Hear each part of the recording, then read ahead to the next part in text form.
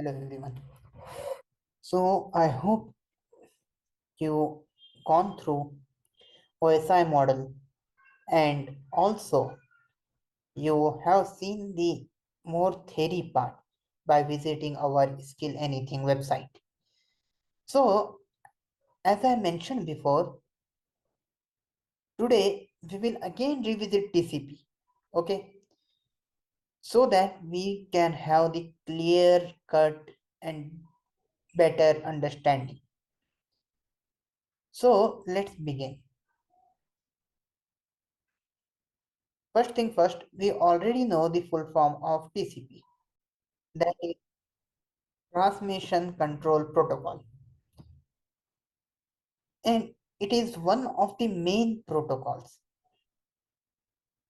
of Internet Protocol suite. It lies between network layer and application layer, which is used to provide the reliable delivery services. It is a connection-oriented protocol. So remember this word, connection-oriented. So it means it first established the connection, then it do the transmission. Okay. For communication that helps in exchange of messages between different devices over network. The Internet Protocol, which established the technique for sending data packets between computers, works with TCP. So let's do some comparison. Okay, so in front of you we have here IP protocol, correct, OSI model, and in TCP model we don't have that many of layers. If you can see, there are very few number of layers if we compare with TCP model. I don't know, due to some reason it is not coming side by side. So here in OSI we had 7 layers, but in TCP we can see only 4 layers. Though in some textbook and some website you can find 5 layers also. Again, naming could be different. Reason being TCP is not very well documented like OSI model. Okay. So it might be possible you can find the 5 layers. After network layer, you can find the bit layer, or instead of IP, you can find the network layer, and instead of this network layer, you can find the network link layer, so on and so forth. But what I am presenting, it is one of the most common and accepted way. Okay, so in between the TCP, IP and OSI, we have some common layers. So first thing we can find application layer. But after that, we directly have TCP layer, that is transmission control protocol. So transmission control protocol is actually associated with the transport layer, right? That means the working of all of these 3 layers has been bundled into the single layer, that is application layer. Okay. After that we have IP. So IP is associated with the network layer. And final is network layer. So network layer is actually associated with these two, that is data link and physical. That means in network layer, both data link process and physical process occur. Okay. So you can pause this video and you can think on your own. And I am assuming you already watched my previous video about OSI model. So now you can understand the working of each and every layer of TCP IP also. Okay. So now let's move forward and let's see. To make sure that each message reach Its target location, TCP IP models break down data into small bundles. We already know that. And afterward, reassemble the bundle into original message. We already know this part from OSI model, correct? This dividing the message into bundles, we called it segmentation, right? Sending the information in little bundles of information makes it simpler to maintain efficiency as opposed to sending everything in one go. After particular message broken down into bundles, these bundles are traveled along multiple routes. If route is jammed but destination remain the same, what does it mean? So here it is symbolized the internet. Assume there can be here to here one route, here to here, like this. There is one more node here, one more node, and then here. So it might be possible these two routes are jammed due to some other network activities, etc. Then it can choose this route and go to this destination. We can see that message is being broken, as you can see, broken down and then reassemble.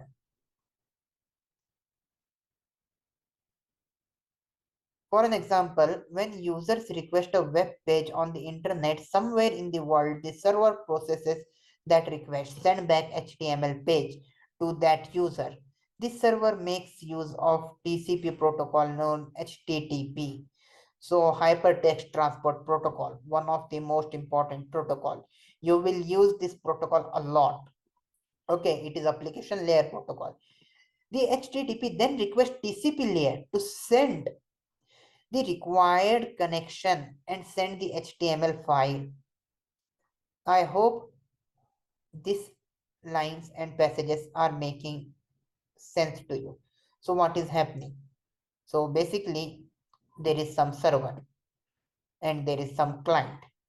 So client requests some web page that, hey server, give me some web page.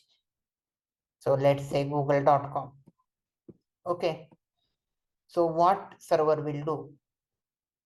Server will send the some HTTP file or HTTP data, sorry, HTML file or HTML data using the HTTP protocol. So we already understood what is protocol. Protocols are just set of rules. So HTTP is application layer protocol. So what will happen for data transmission from HTTP?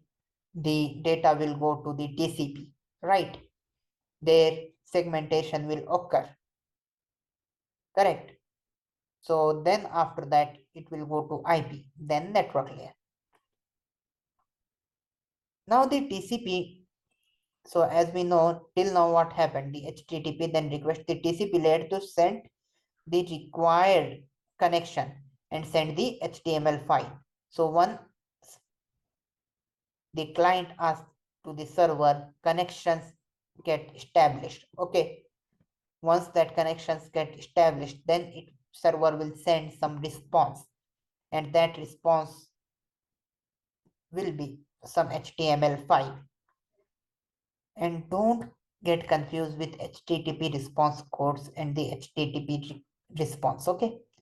So HTTP request also have some request body and response also have some response body. So I won't dive deep into it right now, but believe me, I will explain each and every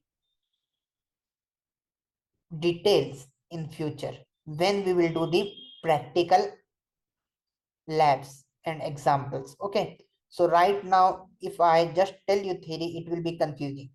Just think HTTP request using which client send request to the server, and HTTP response is a response to that request, and in that response only the server send the HTML file. Now TCP breaks the data into small packets and forward it towards the IP protocol layer. The packets are then sent to destination through different routes. The TCP layers in the user system wait for the transmission to get finished, and acknowledge once all the packets have been received. So I hope you understood how TCP/IP works clearly. So now let's see some of the features of TCP. So first thing is segment numbering system. TCP keep track of segment being transmitted or received by assigning number to each and every single one of them. A specific byte number is assigned to data bytes that are to be transferred, while segments are assigned sequence number. Acknowledgement numbers are assigned to receive segment. So we know that we need to reassemble this and we need to take care of each and every segment. So what TCP do? TCP assigns some segment number to each and every package. Okay. And once that package is received, it also assigns some acknowledgement number. So using this acknowledgement number only, what server do? Server will be ensured that the data has been transmitted. Second thing is flow control. Flow control limits the rate at which senders transfer the data. It is done to ensure reliable delivery. The receiver continuously hints to the sender on how much data can be received using sliding window. So if you remember my previous videos when I was introducing the Arduino board, there I explained the concept of bud rate. That is, we need to decide the rate at which data can be transmitted between the system and Arduino board. So if rate hasn't been decided, if sender sent data too fast or too slow, then communication won't happen smoothly. To ensure this, sender and receiver communicate with each other and decide some rate. And this rate here in case of TCP may vary. Error control. TCP implement an error control mechanism for reliable data transfer. Error control is byte-oriented. Segments are checked for error detection. Error control includes correct segment, lost segment management, out of order segment, and duplicate segment, etc. Concession control. TCP takes into account the level of concession in the network. Now let's see some of the advantages. Advantages is first thing first, TCP is reliable. TCP is reliable. It provides error checking mechanism. It gives flow control. It makes sure that data reaches to proper destination in exact order that it was sent. It is open protocol, not owned by any organization. It assigns IP address to each computer on the network and a domain name to each site, thus making each device site to be distinguishable over the network. Disadvantages. TCP made for worldwide area network. Thus, its size can become an issue for small networks with low resources. So it makes sense. For an example, if you have only network of three computers, and doing this many things and this many steps might not be most optimistic way to communicate between your systems in small areas. TCP runs several layers, so it can slow down the speed of network. It is not generic in nature, meaning it cannot represent any protocol stack other than TCP/IP suite. Example, it cannot work with Bluetooth connection. No modification since development around 30 years ago. Now it is around 33 years ago. So I hope now you understood TCP IP in much clearer and better way.